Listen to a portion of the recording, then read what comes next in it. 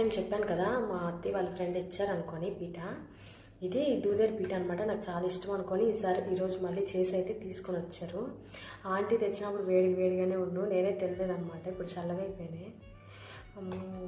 ఇదేంటో చాలా గట్టిగా ఉంది అసలు.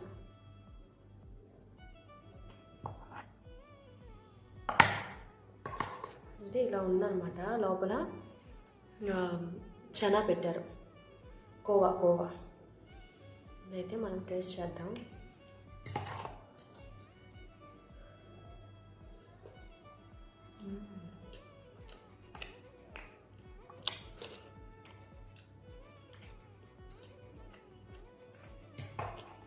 బాగుంది. అయితే బియ్యం పిండి వల్ల కొంచెం గట్టిగా ఉంది. ఈరోజు మా పిండి చెప్పింది బియ్యం పిండితో కాకుండా సుజీ మనకు ఉప్మా రవ్వతో చేసుకుంటే ఇంకా బాగుంటుందంట. మనం ట్రై చేద్దాం ఒకసారి. ఇది కూడా టేస్ట్ బాగుంది. బియ్యం పిండి వేడి నీటిలో కలిపేసి మనం ఉండ్రాలు ఎలా చేస్తాం అలా ఈ షేప్లో వచ్చేసి లోపల అయితే కోవా, కొబ్బరి కోవ ఏదైనా పెట్టుకోవచ్చు.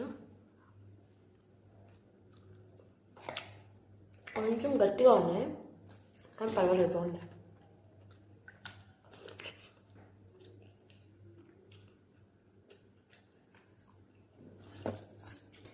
రెసిపీ నేను కూడా ట్రై చేస్తాను. రేపు ఎలా వచ్చిందో మీకు చెప్తాను. బాయ్.